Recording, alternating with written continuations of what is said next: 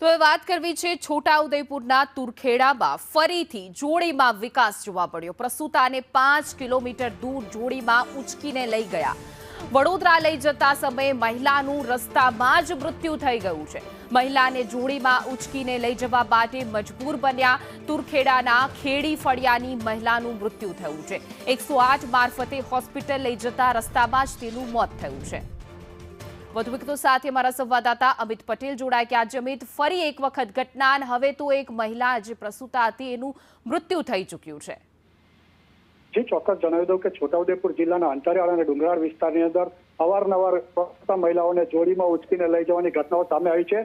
ગત 1 ઓક્ટોબર 2024ના રોજ પણ તુરખેડા ગામની એક પ્રસૂતા મહિલાને જોડીમાં ઉચકીને જતી વખતે રસ્તામાં પ્રસૂતિ થઈ ગઈ અને ત્યારબાદ તેનું મોત નીપજ્યું હતું। આ ઘટનાની હાઈકોર્ટ દ્વારા સુઓ મોટો લેતા વહીવટીતંત્ર એક્શનમાં આવી અને રસ્તા મંજૂર કરવામાં આવ્યા હતા। તુરખેડાના 7 ફળિયામાંથી 4 ફળિયામાં જે રસ્તા મંજૂર કર્યા હતા, પરંતુ જે બાકીના જે 2 ફળિયા છે તેની અંદર રસ્તા મંજૂર ન કર્યા હોવાને કારણે ગ્રામજનો અત્યારે તો જાતે સ્વખર્ચે રસ્તા બનાવી રહ્યા છે। અને આજે જે ગઈકાલની જે ઘટના છે, એક પ્રસૂતા મહિલાને પ્રસૂતિની પીડા ઉપડી હતી સાંજના સમયે અને ત્યારે તે જોડીમાં ઉચકીને લગભગ 5 કિલોમીટર દૂર ઉભેલી 108 સુધી લઈ ગયા હતા અને ત્યાંથી તેને કવાંટ સામૂહિક આરોગ્ય કેન્દ્ર, ત્યાંથી છોટાઉદેપુર સિવિલ હોસ્પિટલ ને ત્યાંથી વડોદરા ખાતે લઈ જતી વખતે રસ્તામાં પ્રસૂતા મહિલાનું મોત નીપજ્યું છે। કહી શકાય કે વહીવટી તંત્રની બેદરકારીના કારણે આજે પ્રસૂતાને એક મોતનો સામનો કરવાનો વારો આવ્યો છે અને પરિવારજનોને એક મહિલાને ખોવાનો વારો આવ્યો છે।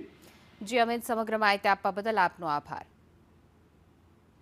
તો જોઈ શકાય છે વિકાસ જોડીમાં અનેક વખત આવી ઘટના સામે આવી છે। અંતરિયાળ છોટાઉદેપુરના વિસ્તારમાં ક્યાં અનેક વખત આવી ઘટનાઓ બની ચૂકી છે કે જ્યાં પ્રસૂતાને જોડીમાં લઈ જવું પડે છે।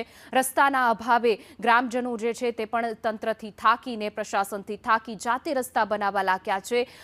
રસ્તાઓ મંજૂર થાય છે પરંતુ રસ્તા બનતા નથી અને નિર્દોષ પ્રસૂતાઓ જેવું છે તે ચાલીને જતી, જોડીમાં જતી જોઈ શકાય છે અને ત્યારબાદ આજ તો મહિલાનું મૃત્યુ પણ થઈ ચૂક્યું છે।